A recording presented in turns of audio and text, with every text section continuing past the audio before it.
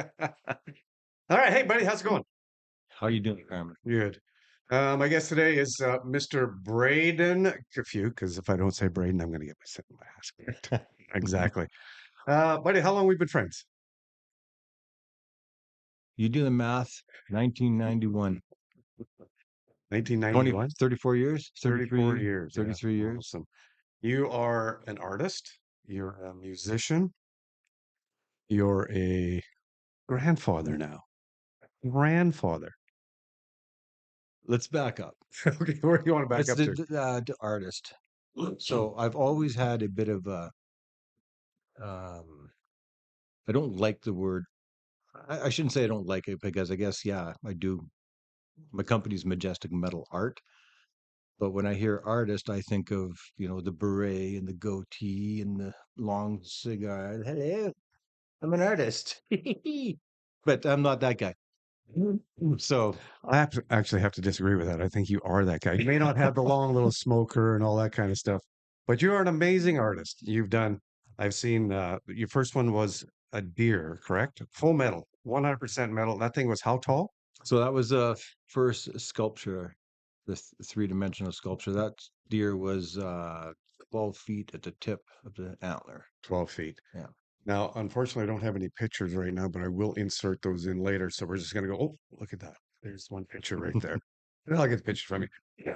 Your second one was a couple of bears. Yeah, a grizzly bear and a cub All was right. my second one. And I started out doing flat plasma I remember those little silhouettes, wall things that you right? had stuck all over your house. Gates, Absolutely. Yeah. yard gates, and you know, anything silhouette.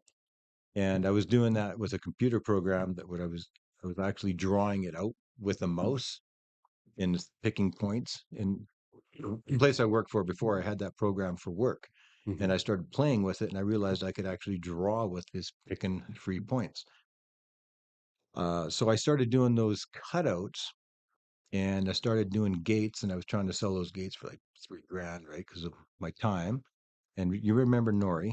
Yes, absolutely. Yes. Nori Burns, an old dear friend, old biker guy. And he came in one day. He always spoke the truth. He was like, "You ain't gonna get 3 grand for those fucking gates. Anybody can do that shit.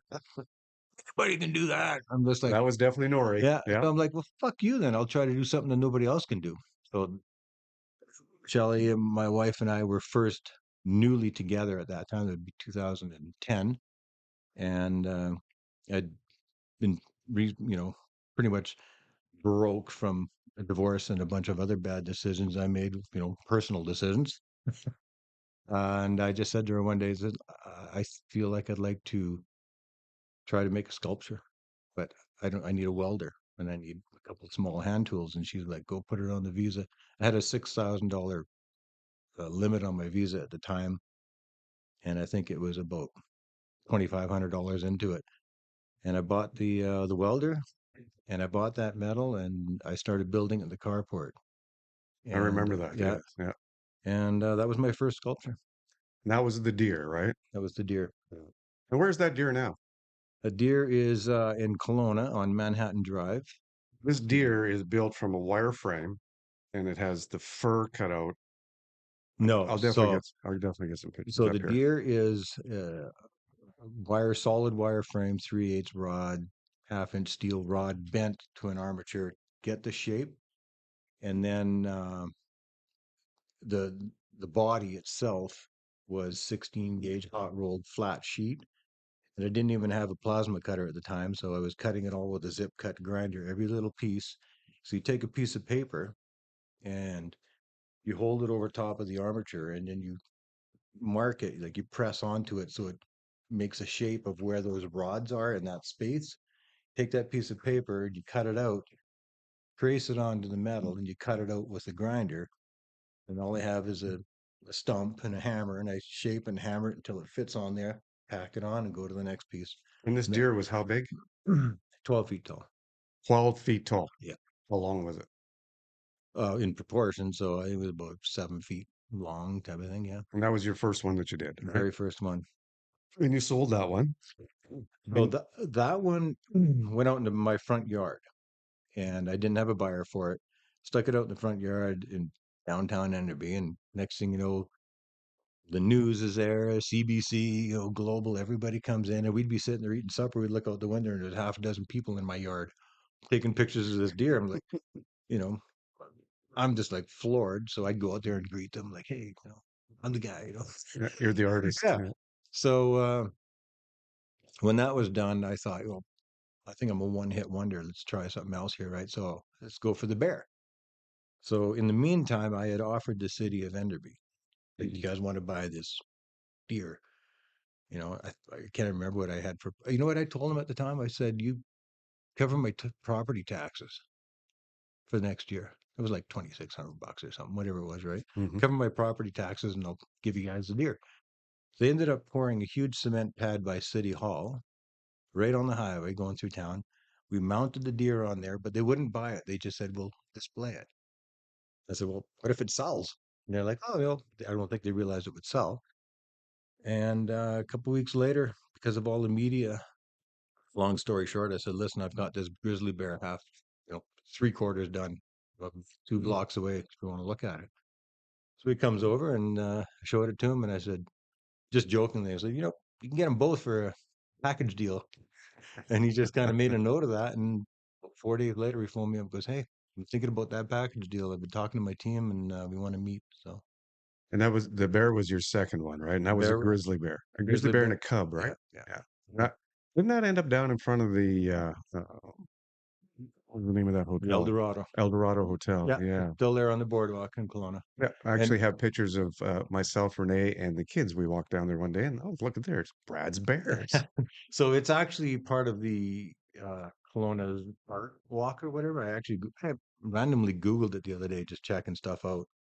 And it's listed on there with all the other really amazing art throughout Kelowna, and that's one of the things. Yeah. And from there you did like a wolves or something, did you not?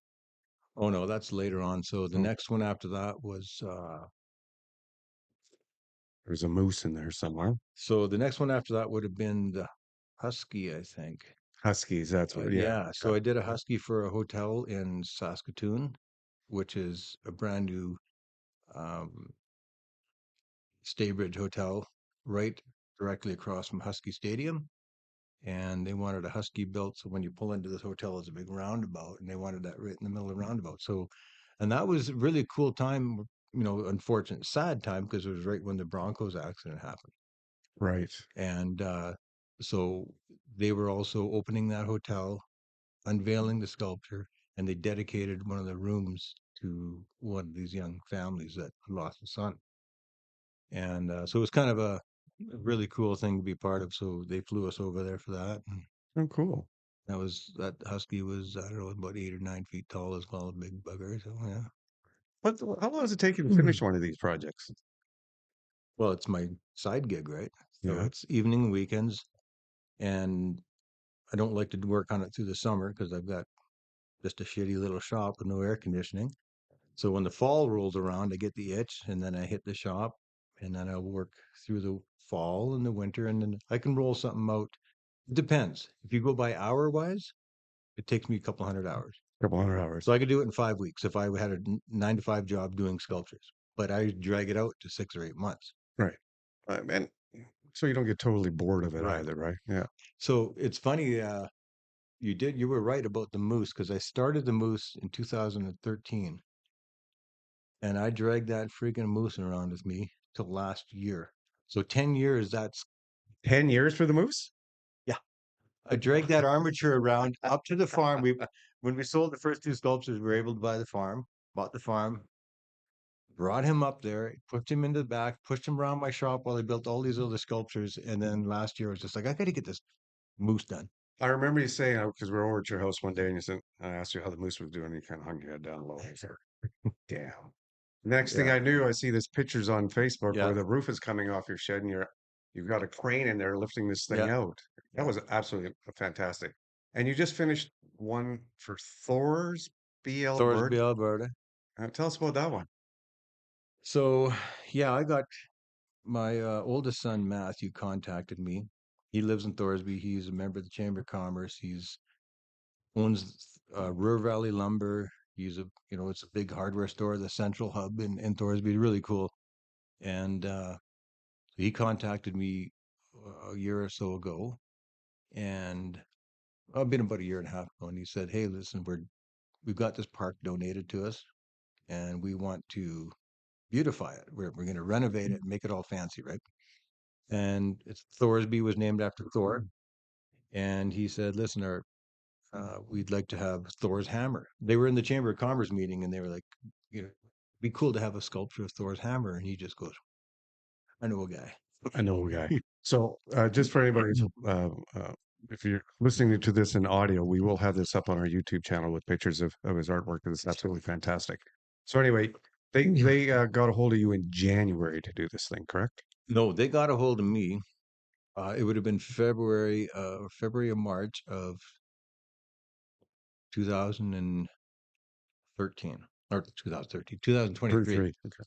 And I said, "Yeah, no problem. I can do a hammer all day long," right? They wanted like a big one, right? I said, "Big deal. That's a bunch of plate and you know." And then I started thinking, I don't want to do a hammer. That's anybody can do a hammer. Like Nori would have said.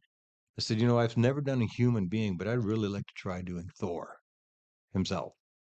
And I said, I don't know. I've never done one, a human. I said, I don't even know if I could do it. But I said, let me try. If I can get the face to where I like it, you'll get Thor. If not, scratch Let's go Thor. with a hammer. You're getting a hammer. So that was in the spring. Goes by, fall, winter. Now we're into the spring of 2024. And I guess there'd been some communication, how's, texting, how's Thor coming? Oh, good. I haven't done anything, but yeah, in here. It's in your mind only. So he asked for a couple of updates, and I had, in the meantime, in the early spring, I kind of take some wireframe and did a face shape and like a couple of steel ball bearings for the eyes, and yeah, whatever. Can't really tell if it's looking good. And I get a text on June 28th, and he's like, "How's store coming? You going to make the deadline?" And I went, "Yeah, I haven't done anything. But there's no deadline." I said, "Yeah, I'll have them done by like maybe Christmas if I get on it." And he goes, "No, we need them by September 7th." I'm going, "Matt, you've never told me that." About 2 seconds later, up pumps a screenshot of a text message from January going, "Yeah, no problem. I'll have Thor built." So, I might have had too many vodka that night or something. no, but in the meantime, told different stories when my back went out and I was off, couldn't even move for 3 months, right? So that was all gone. Anyway, so I forgot. So it was literally like sitting there texting on my couch that night. I'm like, holy shit. Like he goes, "You don't understand. This is the 75th anniversary. And we are having over 50 booths set up on Main Street of people selling stuff." He goes, "We've been advertising this at the Yin Yang that we're getting Thor, not a hammer, Thor." And Tourism Alberta has been contacted. The MLA's coming. The mayor is doing a speech. They're doing an unveiling. Like the West Coast amusements, they had packed up all their rides for the year, and they said because of this one, we're going to pull it out one more weekend just for this event. Oh no. So I'm just like, "Matthew, what have you done?" I said that in the text. What the fuck have you done? So that was it. I had some holidays right away. The next day, booked in 2 weeks of work, 2 weeks holidays. I'm off, and I hammered on that son of a bitch from June 28th, and I had it done on September 1st. And you had to have it there for when? The unveiling was on the 7th. I went up on the 4th just to make sure that everything was okay. The pad was poured and everything, and it went perfect. So anybody that's driving through Thornby, Alberta, Thorsby, Thorsby, Thorsby, but a sorry, half hour west of Edmonton. and they'll see as you drive into town. That's where you see it, or is it in city It's center? city center. When I say city center, um, picture Enderby, but smaller. Okay, so there's a There's store. 800. Yeah, there's 800 people. I bet you lots of people are sitting. Bus loads are going there today to get their picture taken Well, we'll with see. Thor. We'll see. But yeah, that's the story anyway. So there, and then the other ones I did was the wolf pack you were talking Mhm. about for Thompson River University, and It's actually turned into quite a good thing for you then. it's been a great side gig. Yeah. Um, I did I quit my job when I turned 50, 8 years ago. You can edit that out. When I turned 50 a year ago, and I quit my job and I did just my metal art for a year, Yeah. and living up on the farm. My wife goes to work every day all week long. I'm there by myself, so I'm like, yeah, I'm gonna do this. I get out, it's 9 in the morning. I'm still in my robe, drinking coffee on the deck. Fuck it, I'm gonna go ride the quad today. I'm not, Yeah. there's no motivation. Right.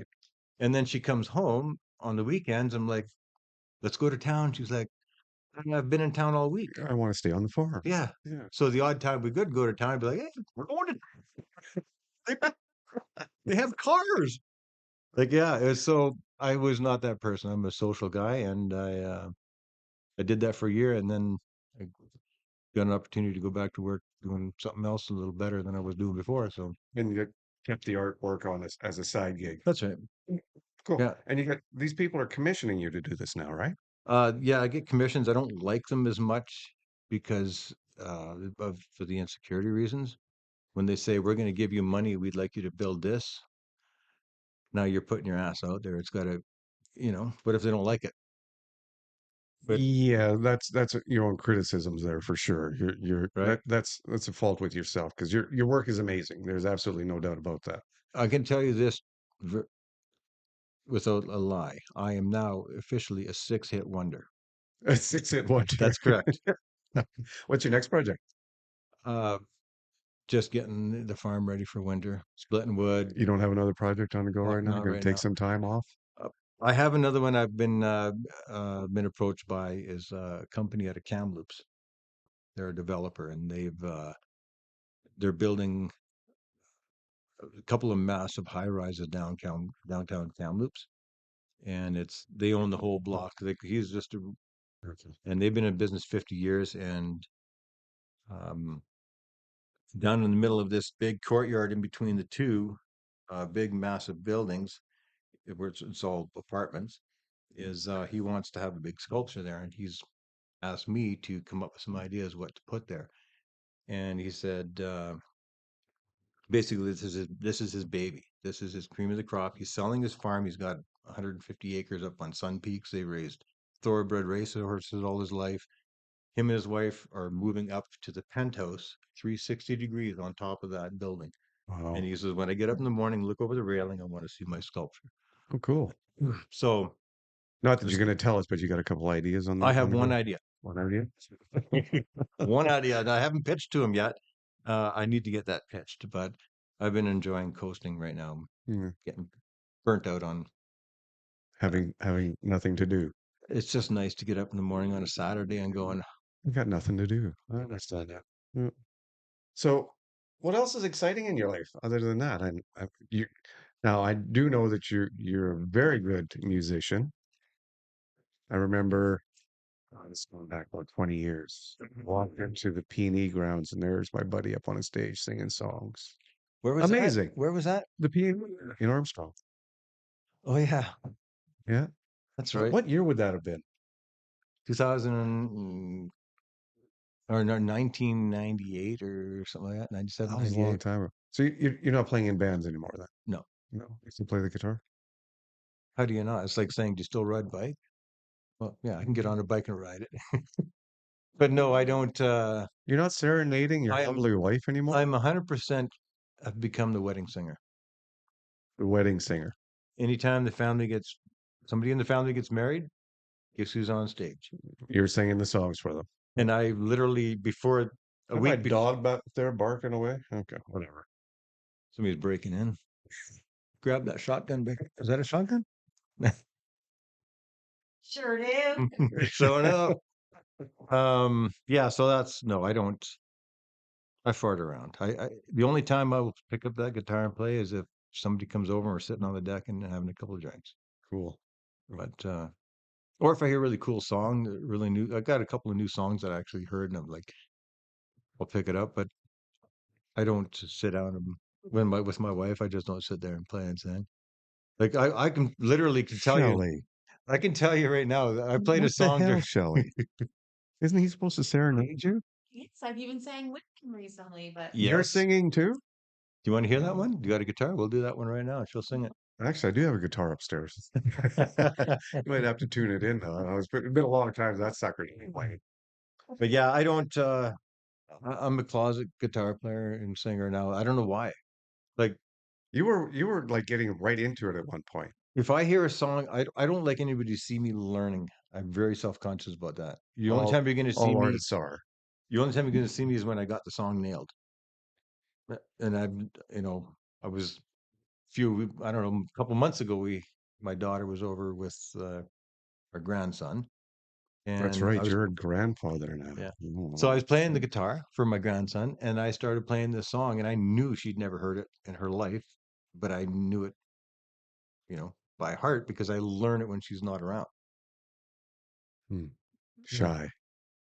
I don't know. I'm not shy. I ain't shy. Insecure. Okay, insecure. Right. That's Yeah, some insecurities. May I? yeah, absolutely. Light up. I'm gonna have another smoke too. Hey, ladies, doing over there for drinks. thank you. We have our production crew over here this evening. Renee is on the cameras. Smile. Hello, wherever we are. And Braden's lovely wife is sitting next to her, prodding her to do things Hello. properly. Hello. Uh-uh. Shelley, somebody we're going to be having on a podcast soon too, and that's going to be quite interesting. And it's going to be a bit political, and it's anyway. We'll save that one for later because that's going to be a good one. What else is new?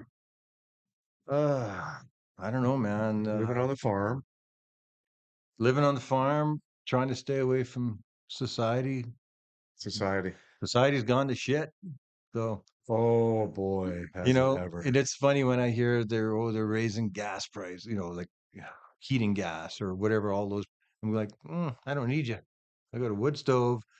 I got a generator. I still need gas for the generator, but I mean, go Yeah. ahead. Like, I'm almost self-sufficient, but I'm not one of those weirdos that are out Well, there, like, we do have a couple elections coming up here shortly, don't we? apparently. Who's your favorite? Pierre Polyev. Pierre Polyev? You're conservative. Good, right on. Yeah. Why do you like Hardcore. why do you like him?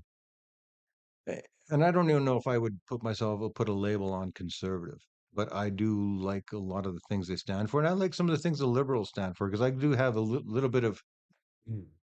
I'm not a political party that way. I just don't like Trudeau. I think he's a piece of shit Why is that? because he's completely fucked the country, for one thing. Oh, He's a only because lying we're piece what, of shit. $3 billion in debt or whatever now? Yeah, him and his buddy Dogmeat there. Like, I can't stand either one of them. Um, Did you see that video of Jad Meat or whatever Jag Meat? Jughead, Whatever his name the is. one where the guy was yelling at him. Yeah, and he's threatening him. Oh Did you see man, that? that guy was a pussy. He should have said, "Yeah, it was me. Go ahead, What are take you your gonna shot. do? Take your shot." You see the cop standing in the background? Yeah, I ain't looking at anything. I That know. was absolutely ridiculous. I know. And that's the guy that's backing our prime minister right now to keep him in, and just actually broke up that thing and still won't force the Yeah, election. Yeah, I don't. I know. And I'm not a big. I just know what I like and what I don't like, and I know what I believe and what I don't believe. I don't do. I'm not one of those guys. I don't delve in a lot of research, so I don't pretend to preach a bunch of facts. Um, you know, who knows what the facts are? Well, when it comes, let's bring it down to brass tacks. We need a change. We need a change. And I, when I see the despair in our young people, They like, can't afford a they house. can't buy it, they'll never buy a house. Nothing. Prices have gone up. Now, I was an we apprentice when have I to bought my remember first we house. have to remember that every political leader has their own agenda, right? You want to go spank that dog? No. Okay, Is just go that cuddle her. is that code for something? Yeah, that's like tell my dog to stop. Anyway, so but every political leader has their own agenda. Oh God. This reminds me of the time when I jumped off a fence at a rodeo. Is my wife literally crawling? She doesn't want to be on the camera. Okay. We'll talk to you Oh soon dear. there, Shelley. So that reminds me of a time when I was sitting on a fence at a rodeo.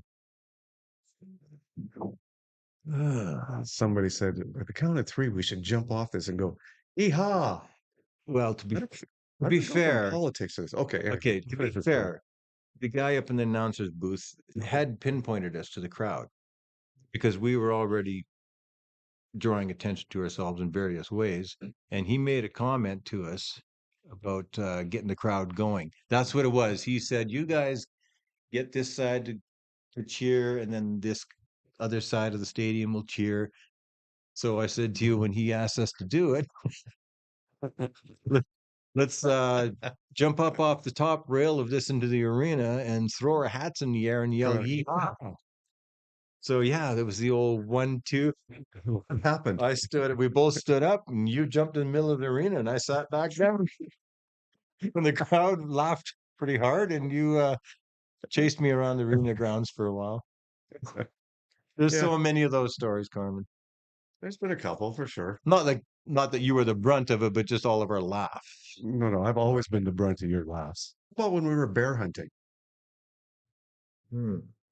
Actually, we were just hunting, and But I didn't we seen the bear. saw Saw.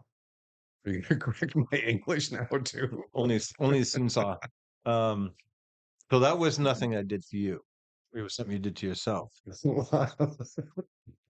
Sure. So the story goes, if anybody's interested, I had shot a very, very large black bear the day before, and with a friend of mine, and it was just before dark, so he was, hit and ran off into the trees. And so we thought, well, let's wait a half hour, let him die, and then we said, you know what, it's dark, let's go back in the morning. So I go to my buddy Carmen, who's got a nice Defender shotgun and a couple other choice weapons, and I said, hey, let's go retrieve this bear. And Actually, how did you say that to me?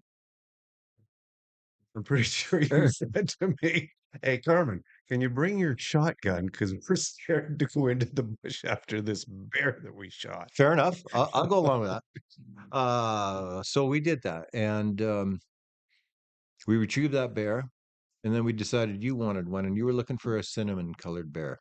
Right. Yes. And we were coming down the steep road with a huge cut block all around us, and there was this beautiful cinnamon bear working his way down through.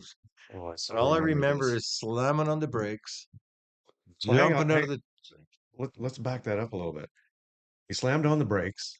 You thought you put the Well, truck. I wasn't there. Oh, Slammed on the brakes, threw the doors open. You jump out one side. I jump out the driver's side.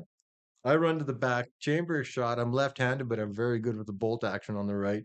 I'm over the box of the truck, aiming, waiting for you to shoot. And then I realized the truck's gone.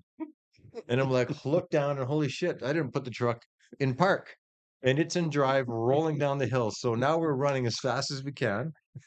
I get up to the truck, do a hop, hop, hop, hop, hop, get one hand in, hit the brakes as I jump in, and all of a sudden you hear this. And there's Carmen running down the other side in that wide open door. And I look over and I just see him smash into the glass and his gun's down, his glasses are all broken. Okay, so we watched Carmen run into the door of the truck and laugh our faces off. How about the time when we were going up hunting and up that ice road? Mm. King Yeah, Eddie. King Eddie, yes. What happened there? I think, pretty sure I threw away my underwear after that one. I I think we, think my ass ate my underwear after that one. I don't think I had any underwear. I think my bum puckered up so hard it sucked it right in there. I No, said, we so you have to imagine this. We were driving, this was an boy, I old, sounded Canadian there, what didn't I? was that? That was an old Ford pickup or something, right? That was my 94 Ford. Yeah. So we're driving up this hill. It's not even late winter. It's early, like late fall, early winter, right? This time of year. Had a snowfall, Yeah. melted, froze. But Brad says, yeah, we can get up that hill. Not a problem. We're gonna go. And we went, and we went, and then we couldn't go anymore. And the truck just started sliding backwards. Oh, and yeah, It was all I remember was going up and you're like, Just keep carving the wheel.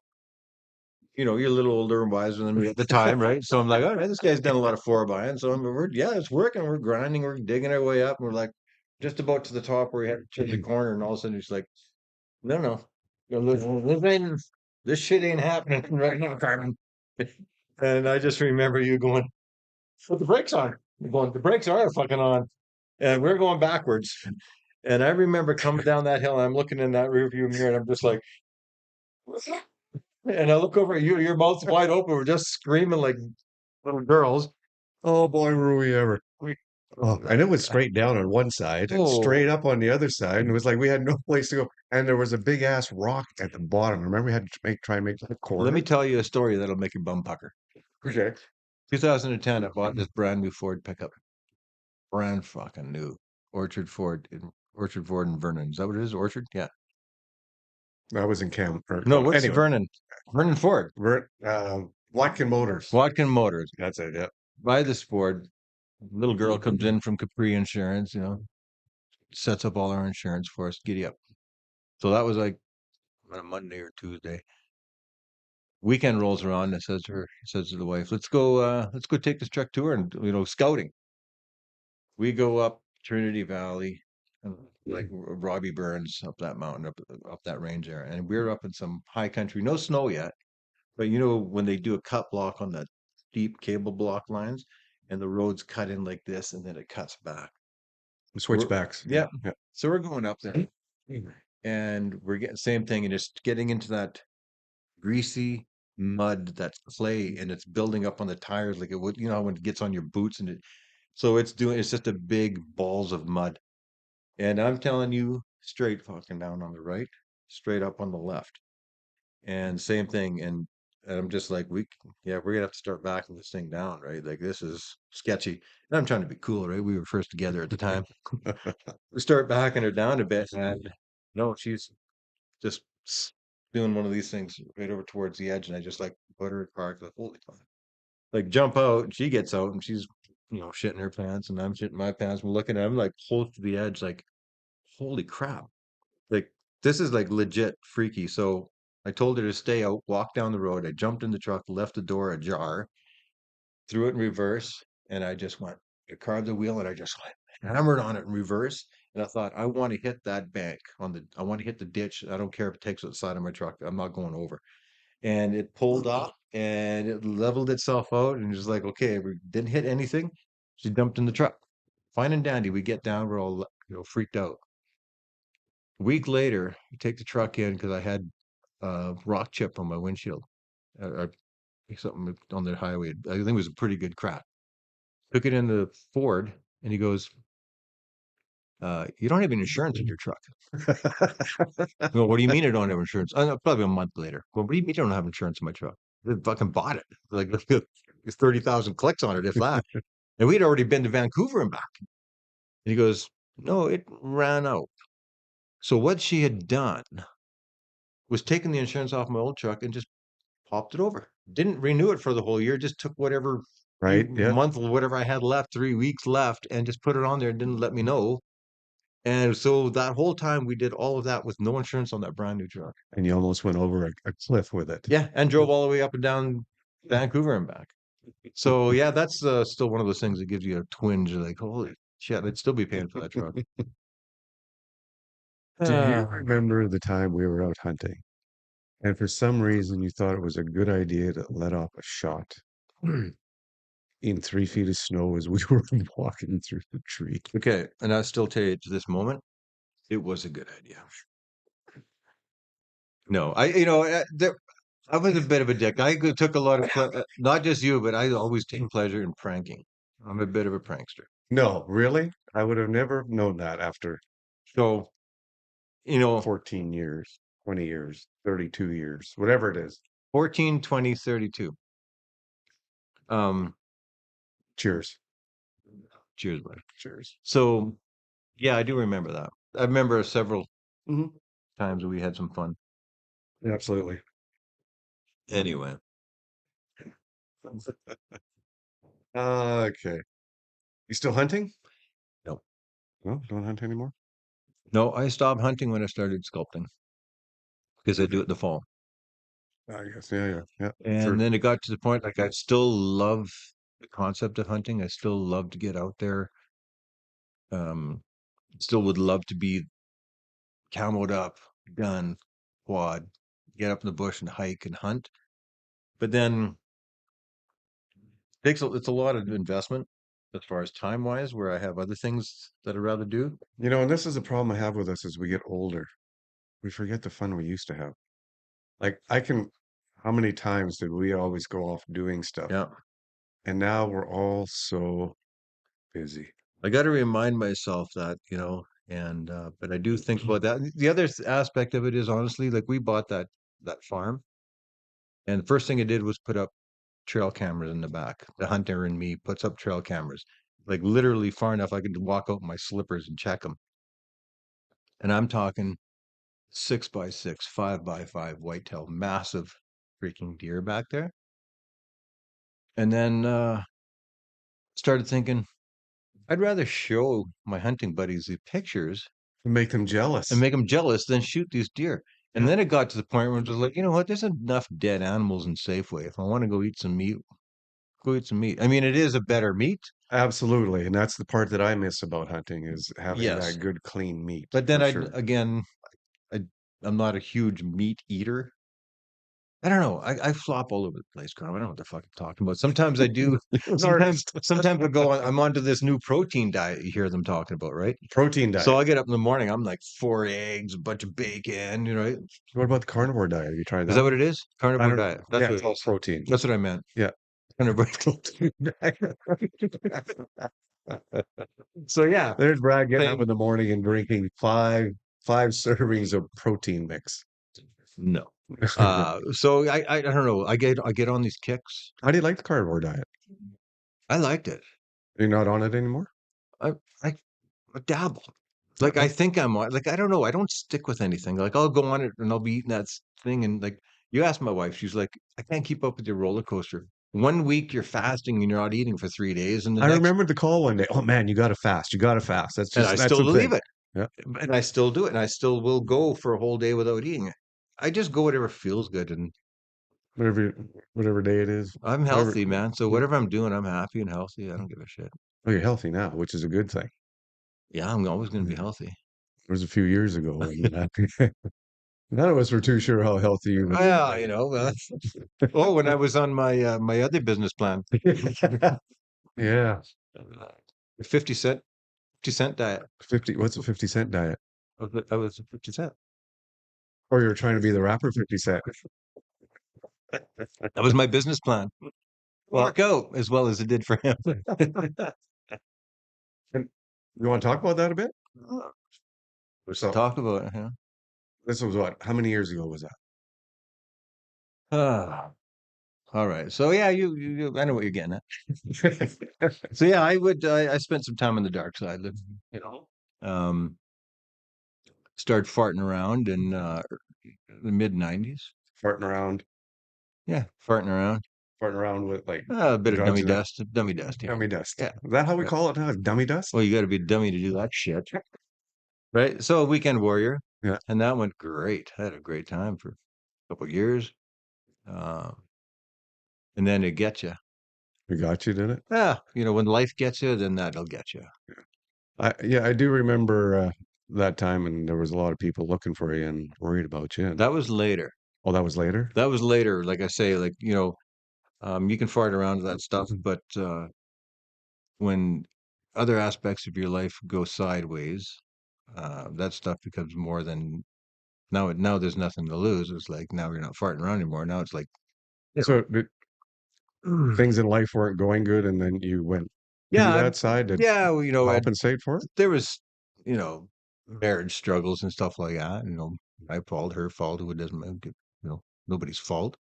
But shit went, yeah, basically, and probably contributing that. And also, I worked out of town a lot. Like, I worked out of town a lot. You Gone most were of on the a year. crew too, weren't you? Yeah, yeah, And there was a lot of drugs involved with the crews and stuff. yeah. There was, yeah. Were you the instigator, or was somebody else the instigator? Were there other people that were dragging you in, or was it a mutual thing? No, I didn't get dragged. I dragged.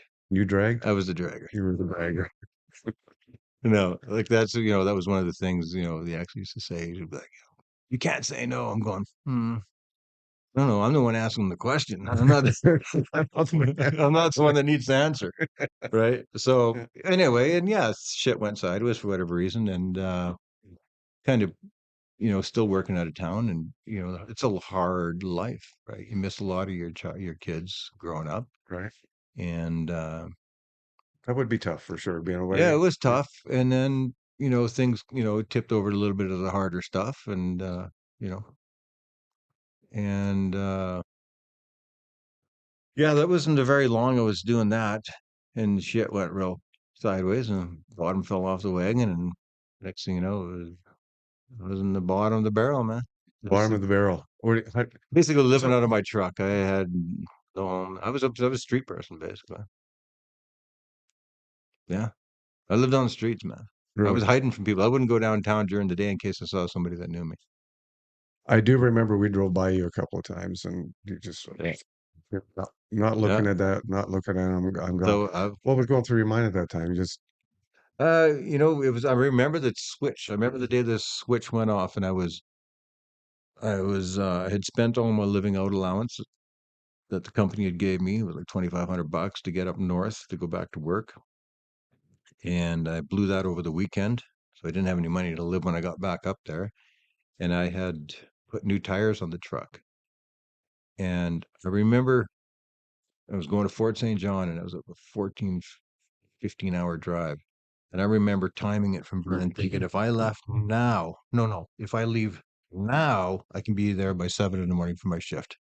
No, no, if I leave now, I could be there. And I was pushing it like that. And I had the gear and everything packed in the back of my truck. Came around a corner, and I was leaving at like 4 or 5 in the afternoon that night. So I was driving all night. And the wheel fell off my truck. oh no. And yeah, bounced across the road. And I was just like, I'm fucked. And I remember, yeah, I phoned up. A buddy had lived nearby, and I went and borrowed his phone. And then I phoned my job site boss, and I said, "Hey, this is what happened. I ain't making it." And he kind of basically gave me the lowdown. Well, don't bother, kind of thing, right? And I remember at that point going, "All right, this is my life now. And Switch, that's you. like switch, flick that switch." It's the hell with going to work. I'm just going to go on this party. No, there was no party. It was like, no, I'm going to survive this way. Like there was no party. Like it was just now I'm surviving like these people survive in this in that environment. So there was no family. I hid from my siblings, my wife at the time, my kids. I hid from everybody. I hid from anybody I knew from work in town, like at the shop in town, and I hid from you, anybody. And yeah, that was my life. Now I'm selling drugs and trying to survive on the street. And that's what I was doing. That's it. Just That on was the it. street. Yeah. Well, I had a truck, so I was up here. I wasn't this level. You weren't living I in was a. a cool one. You weren't living in a Right. tent. Yeah, right, exactly. No, I always had a shack to trash in or, in my truck, right? What was that like as a life? Wasn't that fun? But you learn some I always had a connection going, what am I doing? Back in my mind. Like I was never and skipping forward a few months because this was literally like a 3 or 4 month span. It wasn't like it was on for years. It was like a few months. It was like August till October. That was where you were lost. It was August to Yes. October, weren't the Yes. dark side. Okay. Yeah. And then I went to rehab, the dinghy bin I call it, because you got to be a fucking idiot to get yourself in that position. So call it dinghy bin. So I went to the dinghy bin in October. It was Thanksgiving, actually, Thanksgiving weekend. So What made you decide to go? be 14 years ago this Thanksgiving. Or what made you decide to go? I was downtown on the Sunday morning, Thanksgiving morning, in my truck, and I was parked by the post office. And I never go downtown in the daylight hours, but it was a Sunday morning, right? I think it was a Sunday. It might have been the Monday. And as I'm driving, actually, I hadn't parked yet. I was driving down Main Street, and my ex-wife goes by with my kids. And I'm just like, fuck.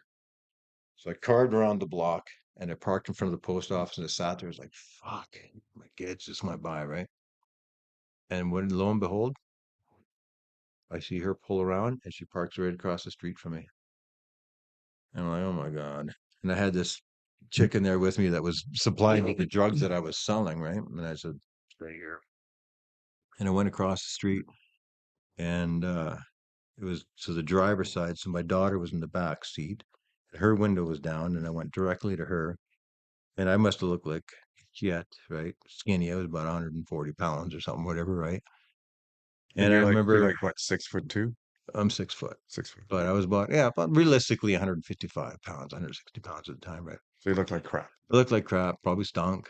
I looked like shit. Hadn't seen the kids, in months. Wow. And I remember, says, hi, trying to be positive. Hey, hey, honey. I was reaching in, give her a hug, and she was crying, and she pulled away. And I think she would have been, fuck, I don't know how old she was at that time. So 2015, she would have been 10 years old or something like that, right? And she kind of shied away. So I went around the other side to where Jarrett was, my son, in the back seat. And he had his window down. He was crying, and I reached in, and he reached in and grabbed me around my neck, right? And I was just like, fuck. And I just started crying. And I thought, yeah, fuck it. This is it. Finally, right? This is it. This is what I was waiting for. You were waiting. You Yeah. were actually waiting for somebody to come rescue you. Yeah. I wanted out. I knew it wasn't me. The whole time I knew it wasn't me. Went back to the truck. And we get the fuck out of my truck. Chick jumped out, grabbed your shit. I locked the doors, jumped in the car, drove straight up to my in-laws' place at the time. Or no, did we go there? No, she drove me right to my brother's place. And he grabbed me. He phoned work because I'm not coming in. It would have been Monday or Tuesday because I'm not coming in. Throws me in the car, and we head straight to the coast, right to my sister's place in Langley. And I spent a week there just being smothered and bathed and, with all kinds of lotions and oils and fed and cleaned up. And then we went to visit the construction workers rehab center, which was paid for by the union I worked with at the time. And so that would have been, a couple. He goes, yeah, come back 1st of November, I believe it was. I was to check in. So I went back home and yeah, I went back down 1st of November, did my 5 weeks, came back out, never looked back. Really? And I'm What done. was the turning point? Obviously, there had to be something. Was it seeing the kids? Were you ready? Was like, Yeah, I was seeing the kids, 100%. yeah, Yeah, it was seeing the kids, especially Jarrett. I always say Jarrett saved my life. And no taking away with credit from Erin. She pulled around and drove in there. She drove in there for, I think, for different reasons. More like, there's your fucking dad. You know what I mean? There's your piece of shit dad. right. Um, but bless her heart, she fucking threw me in the car and took me there to be saved, right? So, and the funny thing about my experience, Carmen, and I'll tell you this: people can argue it all they want. They argued it in rehab. I was never fucking addicted. If I had the shit, like if I had the shit that night, I would say, well, I'm not going to sleep because that stuff will go bad, right? You go bad. It's milk. It's You gonna do it go all night. bad. Yeah, you do it till it's gone. But when it was gone, I it wasn't like, oh, the next day. Like I'd go to work, I was functioning, and I wouldn't be like, I need this again. I would go for weeks without touching it, and Yeah. then just it would What kind of drugs was it? just cocaine. Just cocaine. You Yeah, never went any further than that. well, it's cocaine and smoking. I guess called crack, Oh, crack. Okay. right? So, but that was it. Never anything else, and never any needles or anything like that. Like fuck that, scared of needles, right? But it was like they're like, you got to go to meetings. You got to go to a meeting, and I'm not taking away from anybody that goes to meetings, but I never went to a single fucking meeting because the last thing I wanted to do was be around people sitting there talking about their fucking problem. Well, there's one thing I do know of you from our years we've known each other.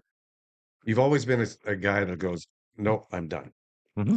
No, I'm done." Like you used to smoke cigarettes like anybody else. Yeah, It's one day done. You were finished. yeah. I don't think you have an addictive I don't have a disparate personality. I don't. personality. Yeah. Yeah, I have I like to dabble, and I think that's falls within our whole family. One of my older brothers is like that. He's the same way. We like to hack our bodies. We try different things, and Well, I can honestly say I'm glad that it didn't get a hold of you, and you're one of those lucky. lucky ones that Yeah. been. And 14 years has gone past, and never again, No, not once. not even think about Not even think about it. Because when you, it. you know, I always said, if you don't want to fucking ride on the fucking swing, stay out of the playground. I cut all my old friends off that were friends, Yeah, right? yeah. Hypothetical Yeah. drug dealing friends, yes, Well, and not even partiers. drug dealing, but doing it. Yeah, You cut them all off. You completely cut them off. And that is the number one key, I believe, in the whole thing. Stay away from all those people. Oh, that's my friend. No, he's not your fucking friend. He's not your friend. Misery doesn't love company. Misery demands company. And these are the people that demand your company. And as soon as you cut them off, guess where they go? They go into the fucking wormhole and they do it there underneath the coffee table because they don't want to be seen by you now, right. right? Mm. They do it. You're bumping your head in the coffee table like I was, hiding. Wow. Long story. Anyway, fucking a lot of talking. Holy shit. That, thank you for sharing that story, Uh, uh, part of your life. Wow. Yeah, it is very powerful, and I hope that maybe somebody who's listening tonight can pull something from that. Cool. Not everybody has the structure to fall back on. Well, you're a strong person mentally, for sure. No, but I'm like, even my oldest sister, Lori, like, I owe her a debt of gratitude. Like, my brother, John, that was it, man. Like, I spent that week in their home. Like, they bought me clothes. They didn't have any fucking clothes. They didn't have anything. And they bought me clothes. I remember her bathing me and putting all this fucking lavender and shit in there, like I was some kind of, king. And just they didn't judge. They didn't look down. It was just like, man, they treated you good. It was They were really glad cool. to have you back, I think. Yeah, I think so. So, I remember that time. Cool. but Good on anyway, you, brother. yeah, Good on you, brother. that's kind of, I've always kind of held that in my pocket. I don't like to say it because you get a lot of judgment. People, oh, really? That's that guy. But yeah, whatever. I don't give a fuck. No, there is a thing that there is a stigmatism that goes along with it, and I think a lot of people need to sit back and double think what they're thinking, Yeah, because there's a lot of different reasons why people go down those roads. yeah.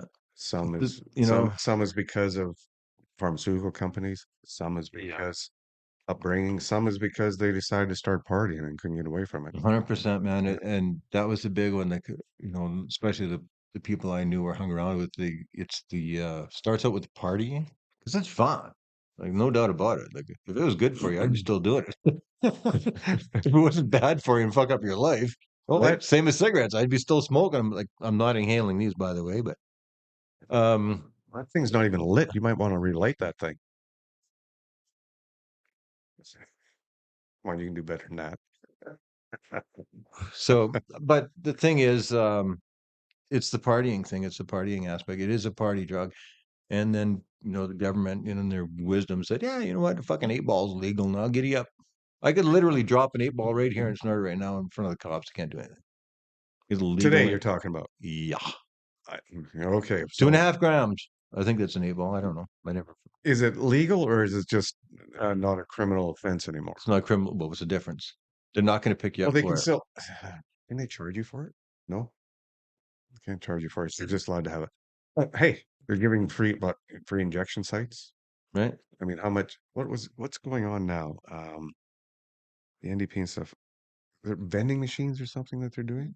Yeah. Supply. Yeah. Save supply, and that comes out of the taxpayer's pocket. Now, the one defense I want to say on something like this, and maybe I'm wrong. I don't quite know. But when we had this, I've read a lot about this Purdue pharmacy and their OxyContin and stuff like that, right?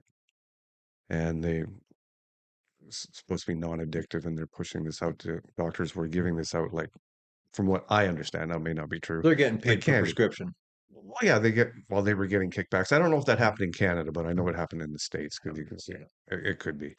So a lot of people got addicted on this stuff.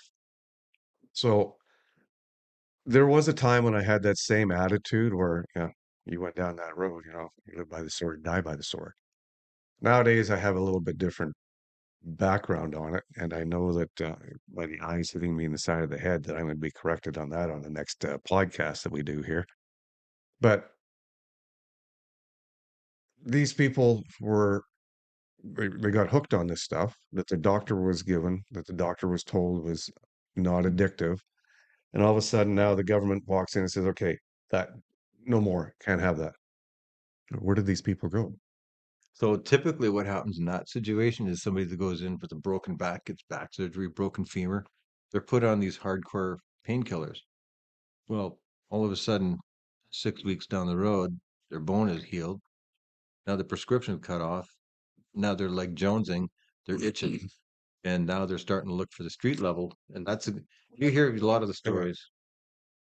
Timed out. Timed out. Well, I just told the whole story there. That was really good. Very good. Oh, No, honestly, Braden, it was. hang on. It was. We're still going. Great. We've reset. Oh, we get edit my edit that. So we were talking, So I wanted but to a want to company say, like these pharmaceutical companies that put that out there and got all these people addicted, and you're saying, yeah, okay, they went in and had their surgery, now they're cut off, whatever. But now they have to find their supply someplace yeah. else. So what I was let out to say was I was that guy that said you live by the sword, you die by the sword.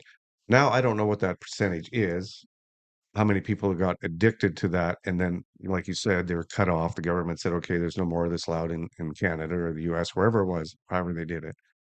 And now these poor people are looking for the best thing that they can get. Not everybody is as strong as you are. And, I applaud you for the fact that you got yourself out of there. But there's a lot of people out there that don't have that strength. And what do we do for them? And Yeah. that's going to be a podcast for Shelley. So, I mean, yeah, there's a whole rabbit hole you can go down on that, and a whole path you can take when you really analyze it. And I think about it, from the angle of having been there. I mean, there's several paths that all lead to that shithole. Like you said, one is injury with medication, one is recreational partying, one is trauma, where you're trying to numb some kind of pain from the past. The other one is, peer pressure or whatever, right? You're Mm-hmm. pressured in something. It all leads down to that one shitball. And you can't really judge anybody for the reason they went down that path, because sometimes those paths are uncontrollable if you don't have the strength or the foresight to pull yourself back. And, I think a lot of the young people now, especially with the legalization of it, is, you know, you're hearing stories of you walk into a house party and it's right there in the middle of the table. There's no more hiding in the bathroom. Like, it's legal. Everybody can do it. If you don't want to do it, I don't give a fuck. It's not illegal. But what happens is when you're doing it recreationally is if something turns sideways in your life, some kind of trauma, loss of a loved one, loss of a job, loss of a pet, whatever, you It's an go easy to, it's an easy yep, go-to to make yourself it feel better. when you feel despair and you feel like, fuck it, what do? You're going to go to that. And I think that is one of the big ones, I think. Yeah, for sure. Prescription drugs is definitely there, but I think the other one where, especially this day and age where, everybody's in despair with the way the country's being run, and you're like you say, the young people can't buy a house. Why am I working? Why am I making $26 an hour when the bank won't give me a mortgage because I can't afford $2,500 mortgage payment, but my rent is $2,500 fucking dollars. Right? Yes. So there's that kind of shit. It's leading our young It's people to it's despair. it's depressing for sure. Yeah. Anyway, I don't want to Because talk we've depressing. always been like in our age group, me being the age that I'm at, which 40s, is old, early 40s. we were all brought up that you get a job, you get married, you have kids, buy a house, uh, work your ass off, retire, die. You were brought up that way. I think so. Must be nice. You were? I had 7 stepdads. Oh, wow. My mom was married 7 times, and every one of them kicked the living shit out of her except my father. Oh, really? Yeah, we were a rough childhood, man. We had a rough childhood. My mom raised 5 kids by herself, 6 kids. Many of us, 3 boys and 3 girls, 6. Wow, Raised 6 kids by herself. good for her. That you you got to pat that lady on the back every Mother's Day. Yeah, Send her a big ass bouquet of that's roses. my mom, dad. Your mom, dad. I've met your mom once, Yeah, he twice. did. Yeah, Yeah. yeah, a few times. I don't know how she could handle all your kids. With a fist, Hmm. terrified of her mother. She kept you boys in line. Terrified of her mother. I remember her sitting us down at the dining room table for at breakfast, before breakfast. I remember it's the summer, and I remember that there's no lights on because the sun had just come up, a little bit of light in the room. She was sitting there. She had horn rimmed glasses. This was the 70s. And those horn rimmed glasses are broken and sitting on the table, and she had black eyes and bloody fat lips. And she was sitting there, and she just said, and the 3 boys, and she said, if I ever find out you lay a hand on your sister, your wife, or your girlfriend, she goes, I'll fucking kill you. She This was looked at after, us like that. this I'll, was after she was beaten up by her. the one time, the one time after, she said, I'll fucking kill you. I don't care how old you are, I'll kill you. And I'm going Oh. to tell you, when I hear these fucking guys in court, they're on domestic assault charges. Oh, well, he was raised, he was raised in violence. Fuck you. That's a cop out. You know what's right and wrong when you become a fucking age of your brain has developed 16, 17, or whatever. I don't care. Mm. Before you know what's right and wrong. And if you think it's okay to hit a woman, I've never fucking laid a hand on a woman. And my brothers have never laid a hand on a woman. So that is bullshit. And that cycle's broken. And I don't buy it. But yeah, and that's a wonderful fucking childhood. And I mean that. It was a great childhood. It's a rough time for my mom, Hmm. but I Did don't she really ever remarry again? 7 times. No. Hey, is this thing That on? that was that was okay. Sorry, that was like one of the first times that happened. That would have been my first stepdad. Oh, okay, I wasn't sure whether that was one, two, three, four, five, six, or seven. No, that was my Mm. first stepdad. You know what? And Ironically, how's your mom doing these days? we just saw her in September for the unveiling. She's old. She's How still old is she alive. now? 84. 80. Oh, Yeah, she's set in her ways. and she's living in In Alberta still. Spruce Grove. Spruce Grove. Yeah. So you guys get to see her a lot. Uh, COVID kicked the shit out of it with all that bullshit, but yeah, since then we've been able to get up there a few times, not as much as we'd like to, but Yeah. Where's your brother at, John? He's he's in Bucharest. Bucharest. Yeah, he's married up and Mayor. settled down. Yeah. Is he still doing his coaching? Yeah, he's Is still he? doing that. Yeah, he's doing a really, really good job. Oh, nice. Helping good men become better is what he's doing. Good men or just very rich men? How to? Because I think I remember I've seen this. It was wasn't he for coaching for picking up girls?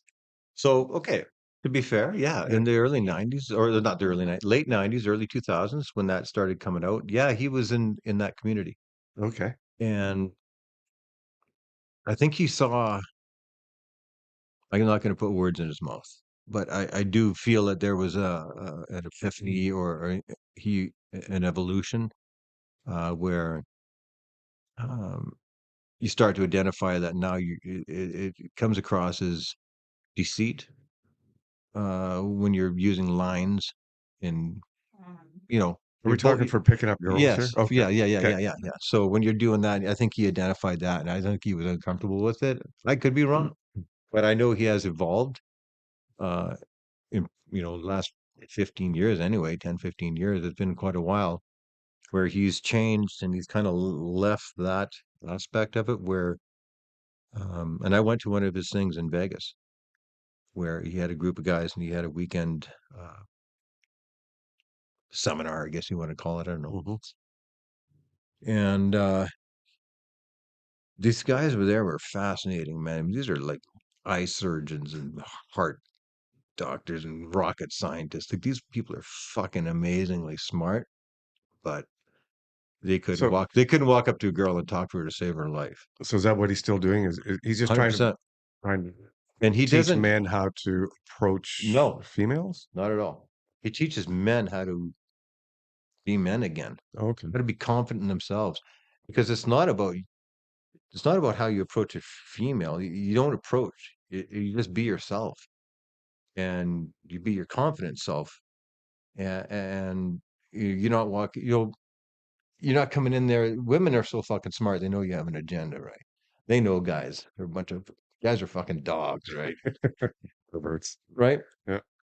Um, but it's basically just being in their presence and appreciating their beauty and like walk up and come in on an angle. You don't walk in and like, hey, how you doing? Walk in and you just on glancing on the way by, hey man, not hey man. Yeah. Yeah, but hey, John. yeah, Absolutely, you for look sure. pretty today, or you look Yeah. great in that dress. You look the lipstick looks great on you, and you walk by, and there's no agenda. They're just So appreciating it. So anyway, Renee actually had a good point there. Is John coming back to Canada anytime? he's in and out. Is he? Yeah. Well, let me know next time he comes back. Maybe I can get him on the show. Sure. That would be fun to Yeah, talk. like I said, I don't want to put words in his mouth, but there was an evolution, and I don't that I don't see any aspect in that in what he's doing anymore. It's literally talking to these guys, going, "Here's the greatest example," and I'll leave it there. Remember when we were young, and we'd say, "Yeah, we're going to go to the bar tonight." All your buddies, so you all show up at Bob's house, and you're all fucking getting primed, and you're shaving, and you're putting on your stuff, and you're acting like you're farting on each other, and you're jacking around, and all of a sudden the door knocks, and there's a girl at the door, and everybody, hey, hey, how's it going? Now End they're up all being so cool. cool. Yeah. They don't want that. They want the guys who are farting around, jackassing around, and being themselves, and that's what he's trying to teach these guys. Just be yourself and be confident. And if you don't know what to say to a girl, say, "I don't know what I'm saying. Like I'm nervous." And hey, how are you? I remember driving John to the airport, and I'm not sure if he was heading over to Europe at that point or just to a seminar sometime. And I looked at him and said, "Tell me what you're doing." So he gave me, yeah, a brief, short summary of it, right? Yeah. And I sat in that driver's seat, and I was so jealous. Here is a young guy going out teaching guys, and I know the premise at the beginning was how to meet girls. And it wasn't even that part. It's just that he had the balls to get up there and be a coach. I think coaching is probably one of the anybody today who starts a business or starts is having troubles in life. There are coaches out there. Yeah. Reach out to them. I think they're absolutely fantastic. I've used coaches in my businesses because and I always thought I knew everything. Yeah. I don't. Yeah. I We learned none so of us much. do. I don't So good yeah. on John. Good on John. And I hope I can Well, let's not see it. forget he was third level management of this corporation. Like he was buying grain futures for Rogers Foods. He was dealing with Japan and all these countries. Right. He was third level management sitting at that boardroom table. And one day he up and quit, sold everything. I remember helping him taking shit to the thrift store, and he didn't want money for it. He just dropped it off, all his furniture, Yeah. everything, dropped it all Wow. off. He gave me his guitar, and I have it still. Wow. And Yeah, that was pretty it. amazing man, for sure. That was it. Was He Yeah. just made a decision, and yeah, it's cool. It is very cool. Very, very cool. Wow. This is where do we go from here? This has been great. Any funny stuff you want to go into next? We start actually. Let's go back to where we kind of I want got to tell off. you a great story I heard the other day.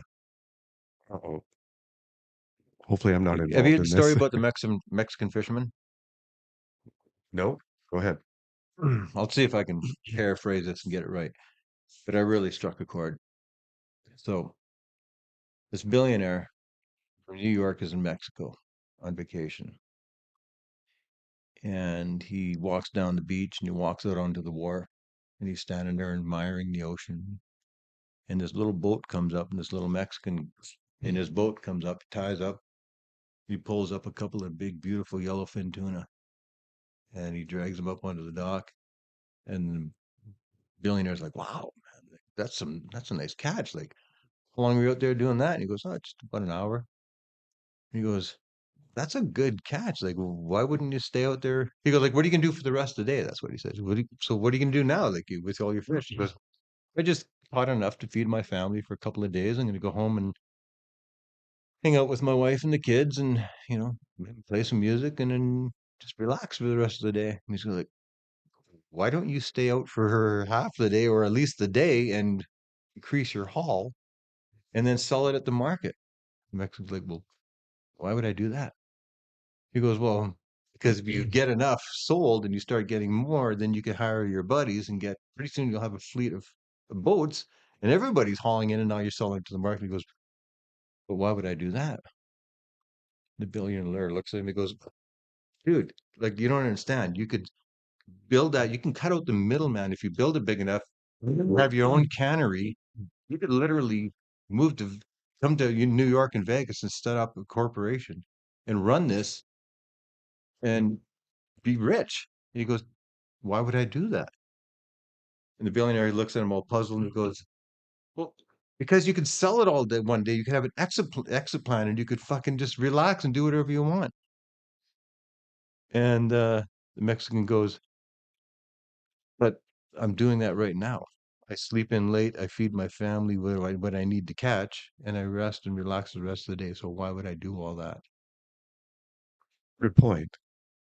He's already doing it, Carmen. I And I get don't you. know if I got the story right, but you get the That point. that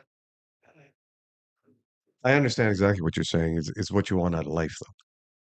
It depends on where you want to be, and I understand that there are people who like to live like that as a simple life. Get what you need, relax, and it's probably In better. Mexico. Well, and anywhere in Mexico, yeah. When he's a Mexican lives in But Mexico. I think there's a great parable there. Absolutely, there is. You said it yourself. How old are we now and how busy are we? We don't have fun anymore. Yeah, very Did you true. not say that I earlier? did absolutely 100%. And I've been We waiting for this to come around. we have forgotten How to be kids. how to live a simple life and How be to relaxed. We've forgotten how to play. Absolutely, there's no doubt in my mind about that. I haven't. I'm a fucking idiot, dude. You should see me at home. The shit I do at home, she's like, my wife is like, what's wrong with you, man? Well, that's good for you, Like, I don't, I've got a still really childish heart. And, sometimes it's a curse. but you've always had that. You've always been a child at heart. More so when I was like 5. No, I don't know about that. Yeah. Yeah, no. It takes a certain type of person to be able to sit back and take and keep the fun in their life for sure. A lot of us get wound up. We forget about our families and stuff like that because we're trying so hard to get someplace, forgetting that everything we have or everything we need is right here, right now, Yeah. instead of worrying about where you're going later. I watched one of your earlier podcasts when you had Jason Darrow on here. I've known Jason for 25, 30 years, same, right? Like Great, long time. great friend, good I've friend. never known him as well as you have. I've always known him at an arm's length, and I've always been a little bit intimidated by him. Like, his training, his MMA, like he's always been, and even more so when he was younger, it was kind of always thought if you say the wrong thing, he's just gonna fucking punch me in the face. Right. I've always thought that. I don't think that anymore. I think he's actually a really sweet guy, but I think he's He's still, definitely changed a lot from the days when I got my broken ribs from him to today, who he is today. Absolutely, yeah, yeah. totally changed. Yeah, But yeah, it was really cool. But I was just it's striking. Like I'm thinking, like this is in a contrast to me, like this is a fucking dangerous man. I was watching that podcast and fuck, Jason's a cool dude, man. Like I used to always look up to a guy like that, like a tough, bad motherfucker that would, hmm you know, absolutely. that didn't care. He'll fuck you up. Have you seen the pictures of him with his grandkids now? Yeah, what a pussy. He's just a big old teddy bear. That's all You can he is edit now. that out. I didn't say that, Jason. I'm sorry. Yes, he did. But no, Absolutely. yeah, it's it reminded me of something that I read about. I read from Jordan Peterson, and the first thing I thought of was Jason Dara, and he was there was an interview where they asked about, I can't remember exactly, but they asked him about, men being dangerous. He goes, fucking rights. Men should be dangerous, and we don't have dangerous men anymore. He goes, you need to be dangerous, and the virtue is in the dangerous man that has the capacity to control that danger. That's the virtue. Like, I can kill you, but I'm not gonna. Right. I have the control. And I was thinking, that's fucking Jason Dare right there. So, and I thought He's mellowed out a lot. and I think that's missing in a lot. And you look at our kids nowadays, man. A lot of the Oh young my people. God. My There's son's very, a bad motherfucker, there's very few. but like Matthew, he's a big boy, and he was telling a story when he was up there about coming across the street and confronting a neighbor and basically threatening them. He's going to kill him. Like, I'll beat the shit out of you, kind of thing. And my other son, Jared, like, he's the same way. Like, he'll fuck you up. And my stepson, Cooper, that bitch is fucking 100 or 190. What is he? 200 fucking, I don't even know. He used to be a But he's beanpole. He was like tiny skinny. he's 6'2". Like, he would fuck you up. Like, and he's a sweet guy too. Though he probably wouldn't, but he could. Right. And then, and the deal would fucking fuck you up. Like, Well, oh, I actually seen a meme today on social media. they all mess you up, man. Our boys in our family are bad. It comes from the fathers, Right. right? But I seen a meme today. There's this guy in 1942 wearing this suit, long black coat, beautiful tie, white shirt, hair slicked back. Look like an Italian guy, right? And the other half of that was this guy wearing blue jean shorts with a tie-dye t-shirt, leaned halfway back with a bun on his head, looking at his phone. I'm like, oh my God, the world has changed. I've seen the same meme, and it was an 18-year-old, and then the other half, the photo, like one half was that guy, Yeah, and the other half was sitting on the back of that fucking boat on D-Day, with a machine gun in his hand. right. Yeah. Like, Can you imagine if a war broke out today and they brought the draft back? I can promise you, women's lib would go fucking south. There would be no women saying, "Yeah, I want to be treated equal," because they ain't going to be. They, like, I'm I'm sorry, but I'm telling you, Oh boy. when they were on the Titanic, guess what? If you ain't got a set of nuts, you ain't getting on that boat. Like, you're staying on the Titanic and you're going down. Right. The women and children they're off there. So what's going to happen today if that happens? There's going to be, The fight to get on the. well, you're not even going to be sure who's getting on there anymore, really. Suddenly, those that identify as the women are actually going to become men at that But point. what is a woman? Oh, have you watched that documentary? I just watched a lot of clips of him. Oh, absolutely wonderful. If you ever get a chance, you should definitely watch the whole thing. And I'm going to tell you right now, I'm going to put it right out there. Oh, Like, here it comes. I don't care, but I'm going to tell you this. What I believe. I miss the good old days when a gay man was a gay man and a lesbian was a lesbian. And giddy up, that's a gay man. Yeah, it I doesn't don't give matter. a Yeah, shit. exactly. But now when they're wearing tails. I don't know what they are, like furries. You ever seen them? Oh yeah. They Okay, here we identify go. as cats. Now Yeah. you're a cat. Why can't you just be? When I went to When a Vegas, school has to have a meeting to decide if they're putting a litter box in the right? bathroom because they're coming dressed as furries, you know what or my kids ever came home and said, I'm dressing as a furry, I think I'm going to identify as a cat. Good. There's the litter box, and here's your food in this little can. Yeah. Zip off the top, have at her. And when they get in the way, you just kick them out of the way, Yeah. like a cat. Yeah. I don't do that. But Good. when I was in Vegas, I went to the show, and it was a host. It was called Zumanity. The host of the show was a 6 foot in heels, 6'5" or 6'6" transvestite or drag queen. The funniest motherfucker you will ever see. I loved it. The show was great. He made no bones about what he was, who he was. You knew he was a man dressed in drag, and that was his lifestyle. He called this old man up, like a 75-year-old man up on stage and made fun of him. Fuck, everybody was laughing. Like, that's I have no problem with it. That's cool. Like, Mhm. that's right on. That's be who you want to be. It's when they get into this stuff and they start making me change my speech, the way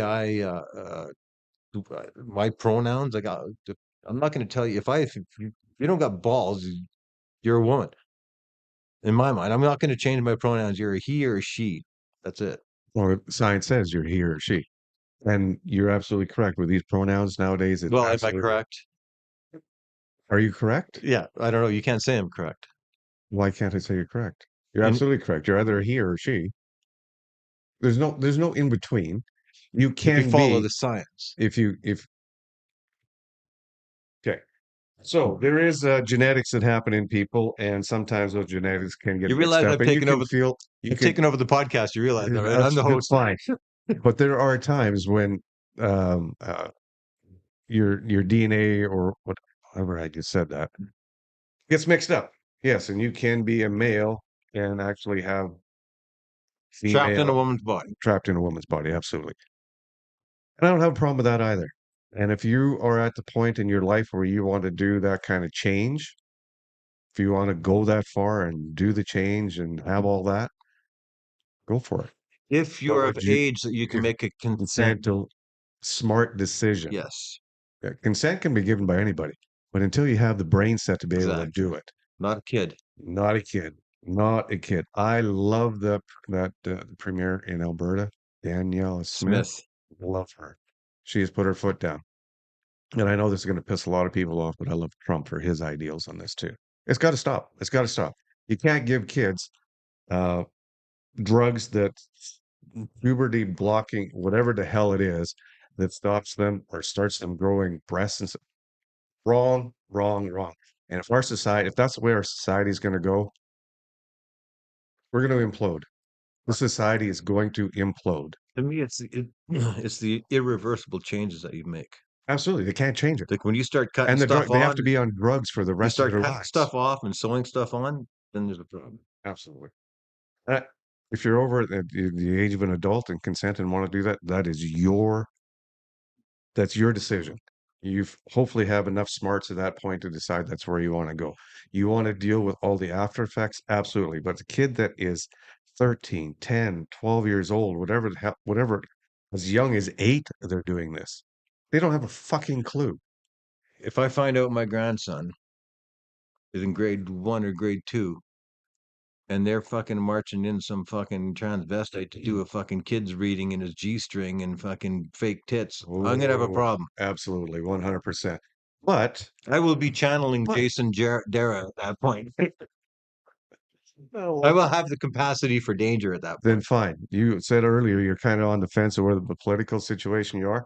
Well, if you don't want that to stop, vote liberal. If you want that to stop, vote conservative. Vote conservative. Vote conservative. Pierre Poilievre, he's the man. Cheers.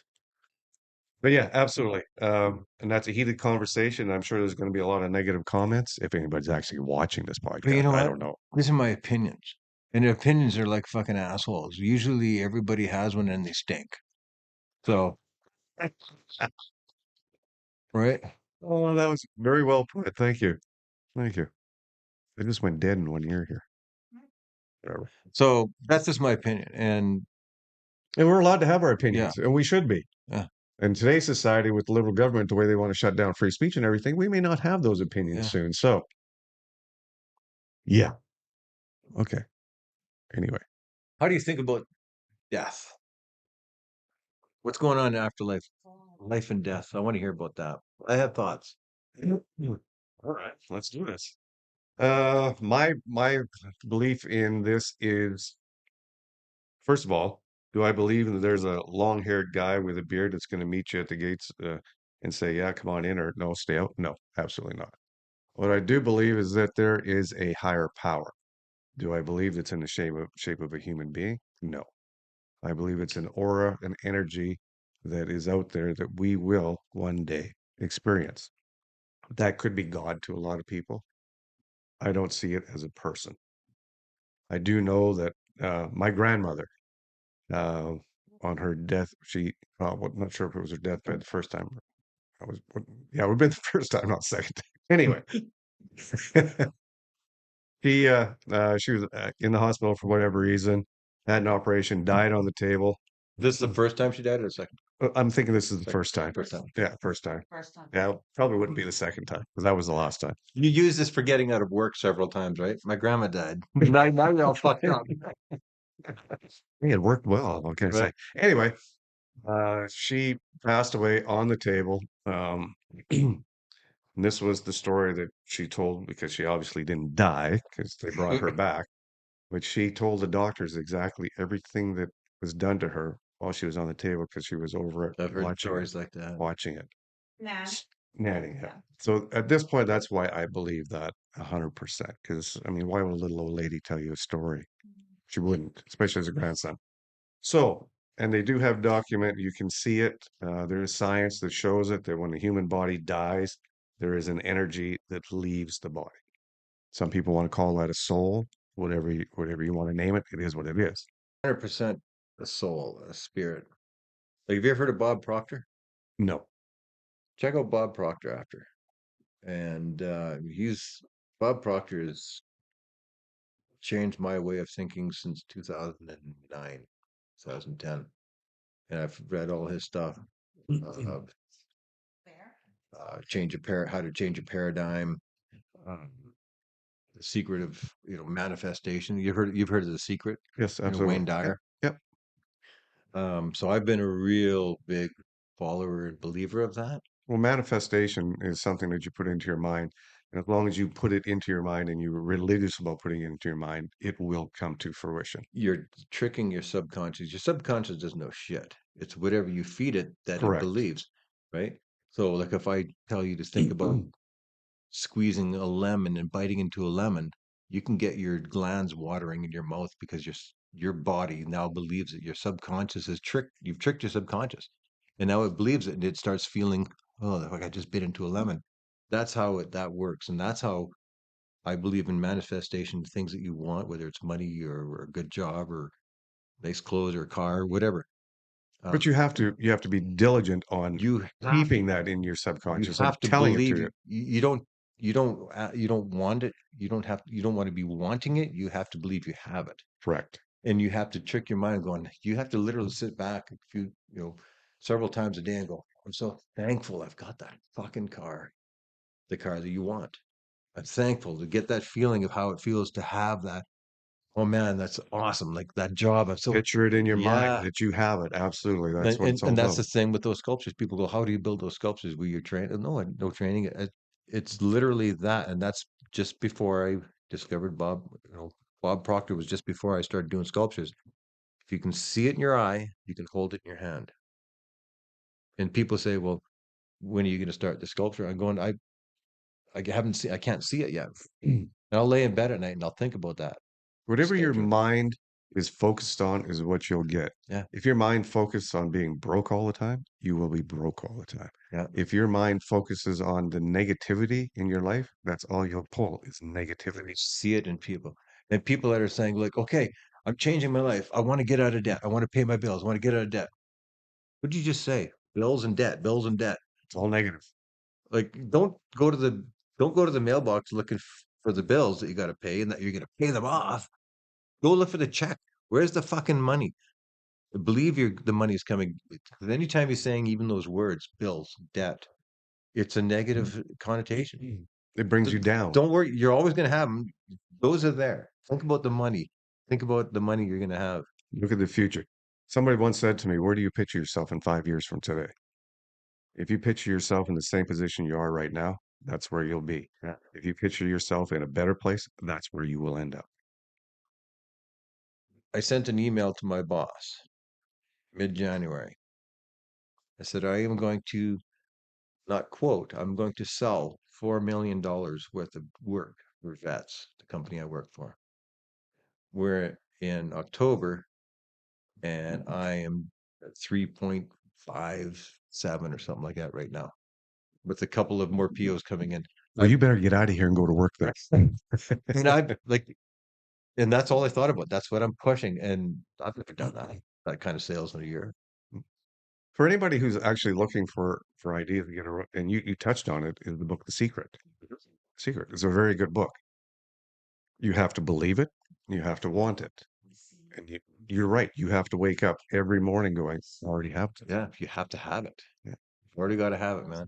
And I'm telling you, like that's my biggest mantra, and it breaks it all down to what you think about, you bring about. What you think about, you bring about. Absolutely. Just remember that, and everything should flow smoothly. Like we're all in vibrations. Like when I'm getting a bad vibe from you, because we are, like you said it, when you die, your spirit, your vibrations, whatever go release from your body. Like if you sit quietly, you can feel your cells tingling. I can.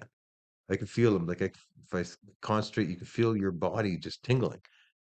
And you know when people say I got a bad vibe from that guy, we create vibes and they bounce. Sometimes they jive and sometimes they don't. And that's how people connect is through these vibrations. And you got to be on a certain vibration with the universe. If you're on that wave of wealth and happiness with the universe, it'll flow to you. If you're in that negative vibration of debt and grief and oh poor me and this sucks and I hate this, that's that's the vibrate. The universe is like, there you go. There you go. You so I will. The you universe reap never what says you no. sow. You reap what you sow. The universe never says no. Whatever you fucking think about and you ask for, you're getting because. And the problem is people don't believe that it's coming to them. That's why prayer is so strong. I believe, Religion. yes, I believe prayer works in the fact that when they pray for something, they believe so fervently that Jesus, Allah, Buddha, whoever will give it to them. They believe it fervently. They have it. Thankful. It actually fucking comes in fruition, but just because of the universe, they're on that wavelength of getting what they ask for. That's what I believe. That's deep. That's very deep. Yeah, be fucking cuckoo, but it works. Oh, I It don't worked for doubt it. me. Yeah. There's so much. If you look at social media today, how much positive stuff do you see on social media? That depends on what you're surfing. No, but just what comes up on your feeds And most of that the time. depends on what you're surfing. What you're surfing. It That's what follows I your thought. algorithm. So Yeah, people, but TikTok has a your bad friends rap. are on there. Your friends are on there, right? And you see Yeah. how many times have you seen a friend or an associate or somebody that you know throwing their life out there online? My wife and I have split up. I feel like killing myself.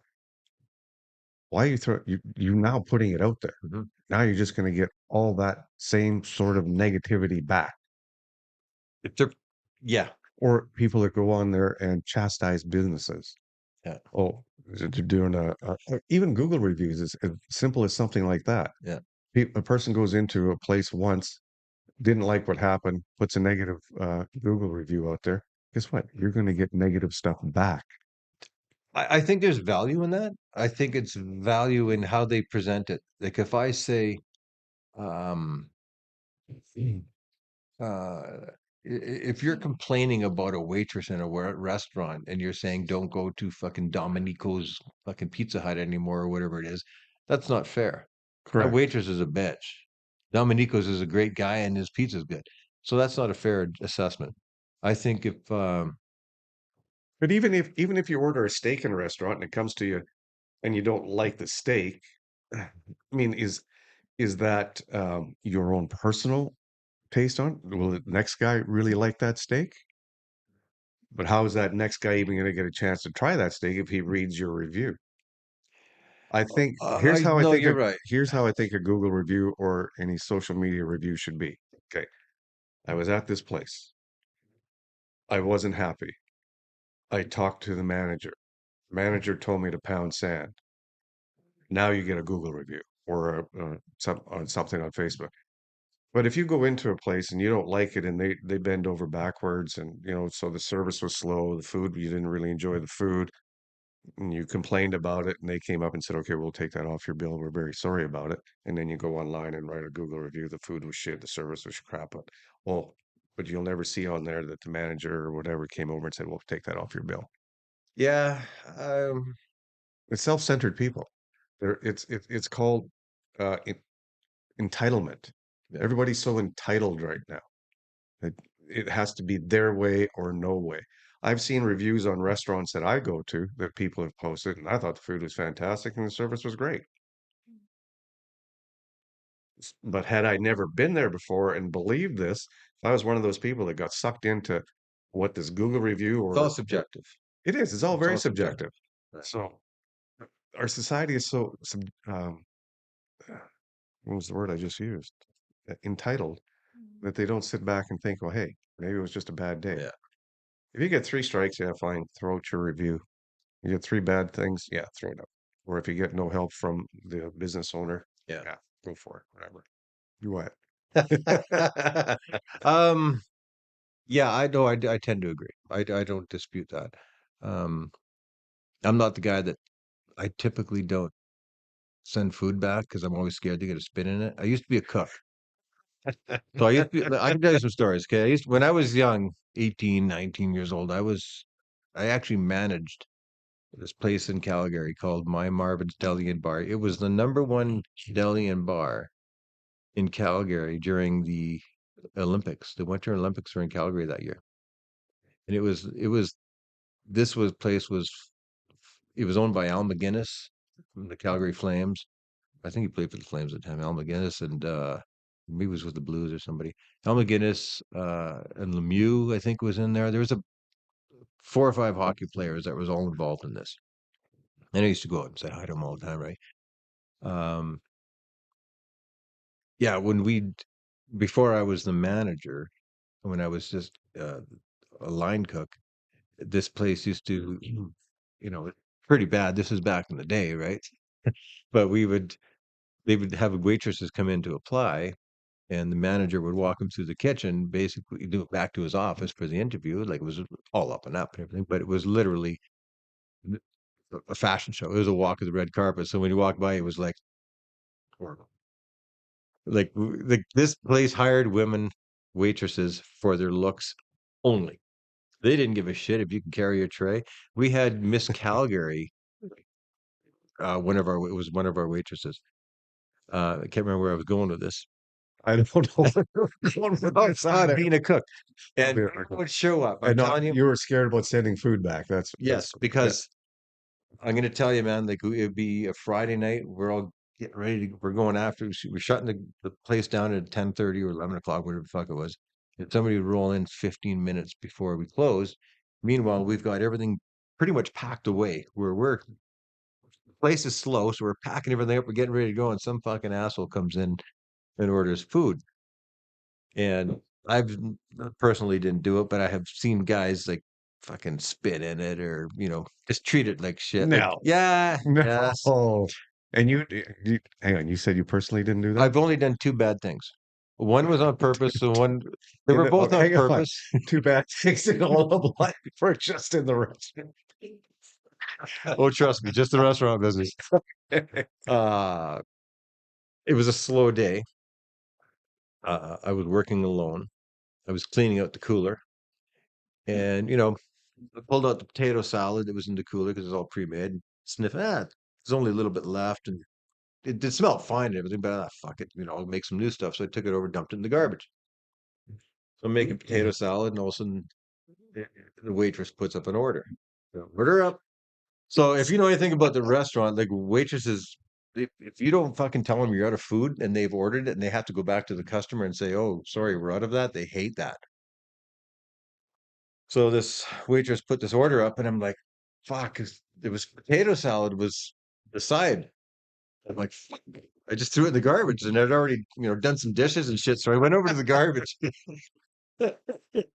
All I'm saying Carmen, is so. I went to the garbage and I'm looking in there going, I can see it underneath the coffee grounds and shit. And I thought, fuck it. So I started scraping it off and I scooped it out and I looked at it very carefully. I put it in a little bowl and I served it and I sent it out and I felt fucking bad, but I'm thinking, no, he didn't. I scraped all the bad stuff off. So I went out and I watched and see this poor guy sitting at the door and he's eating it at the window there and he's eating it. And I'm just like, I'm sorry, buddy. Fuck. So that was a bad one. The other one was this lady. Oh, We were selling fucking knackwurst and fucking sauerkraut. I can't remember what the meal was, but it was one of those knackwursts, those big fucking German sausages. She kept sending Bratwurst. Bratwurst Yes. or Knack. I think a Knackwurst is one too. I don't know. She kept sending it back. About the third time it comes back, I'm like, "Fuck you, bitch!" I grab that, like sucked on that big old sausage, put it on her gun, sent it out, and never came back.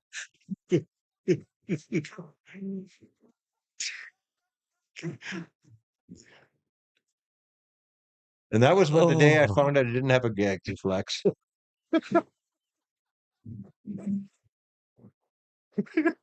Too far. I'm kidding.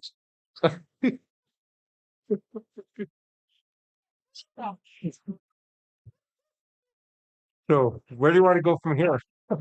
Wow. Here, we were talking about restaurants and life after death. Hmm. I'll never get that picture out of my head with you just doing nothing.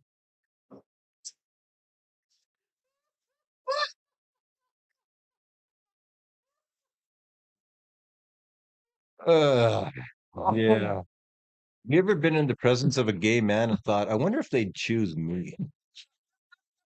Like, am I hot for a man? You're asking me? Yeah.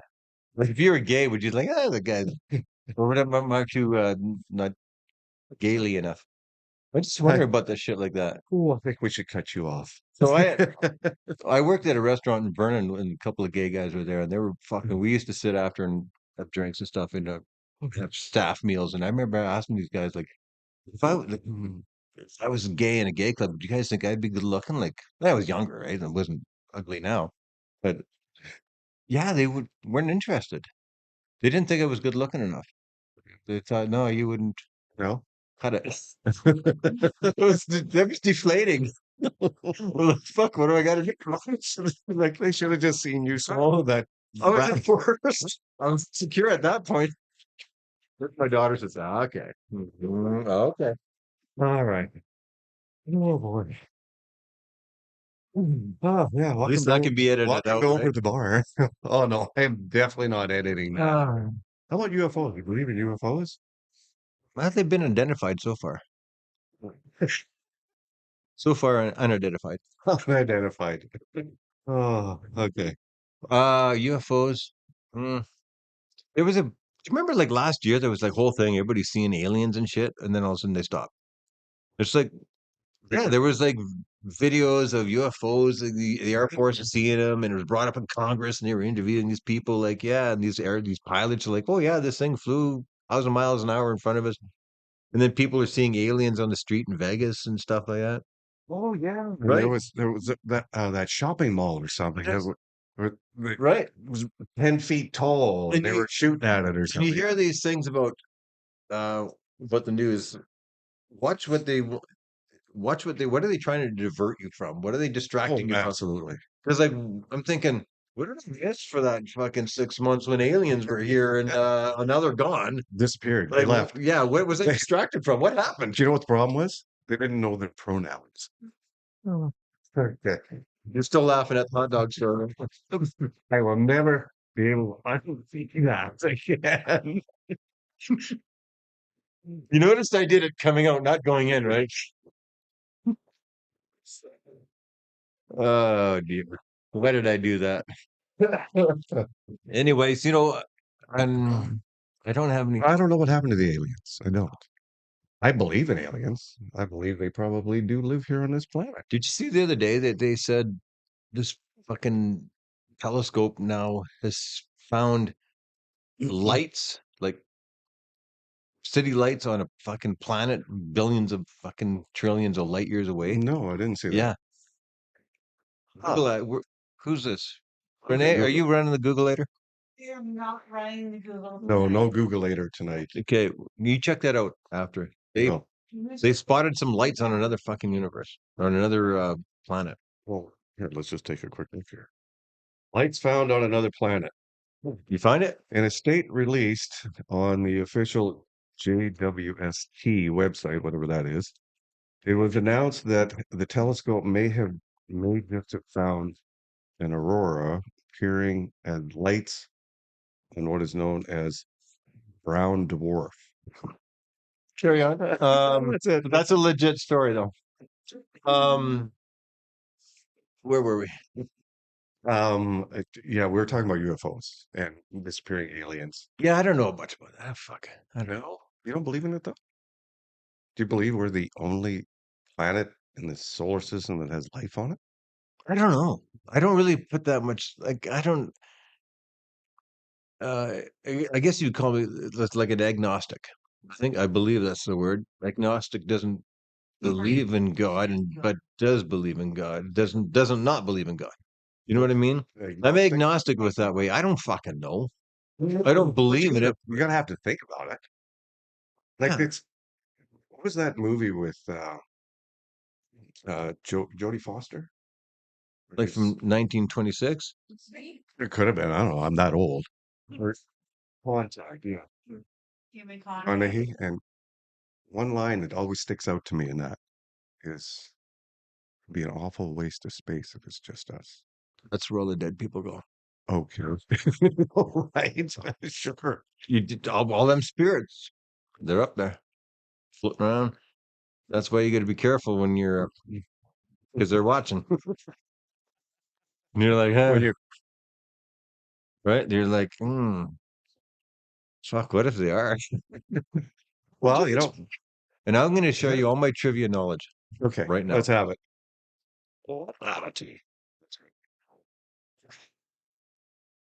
Southpaw boxer.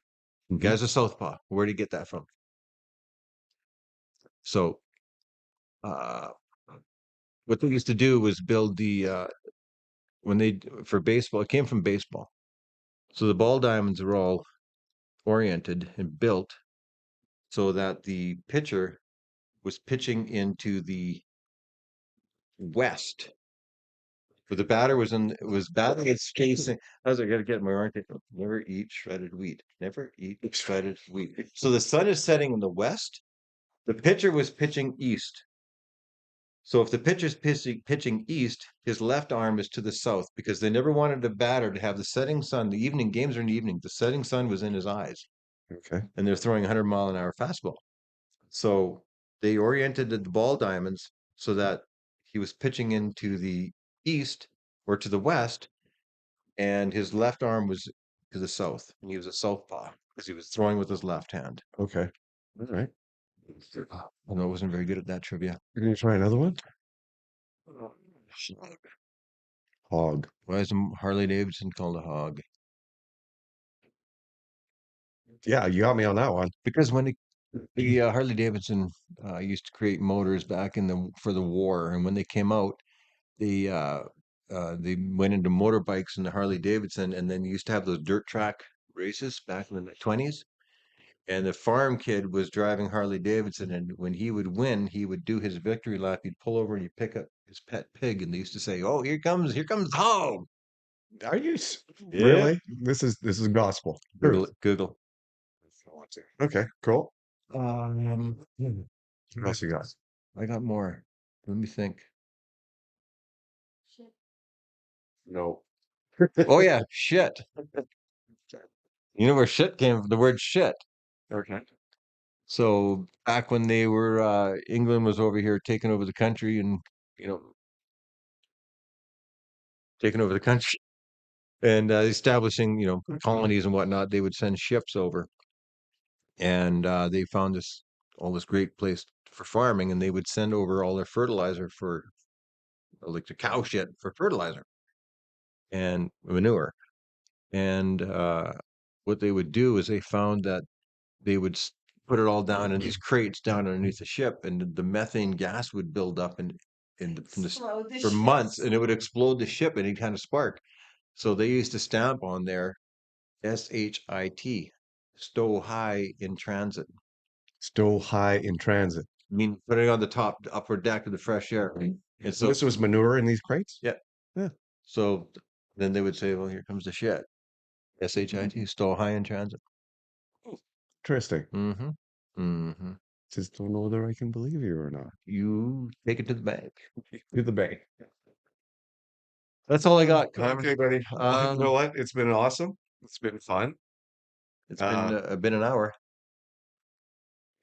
been a bit. Thanks for coming, buddy. I hope you have a great time, whatever you're doing next, and we will talk again soon. Eh? It's been a pleasure, man. It's been fun. Have me back. No. Okay. Okay.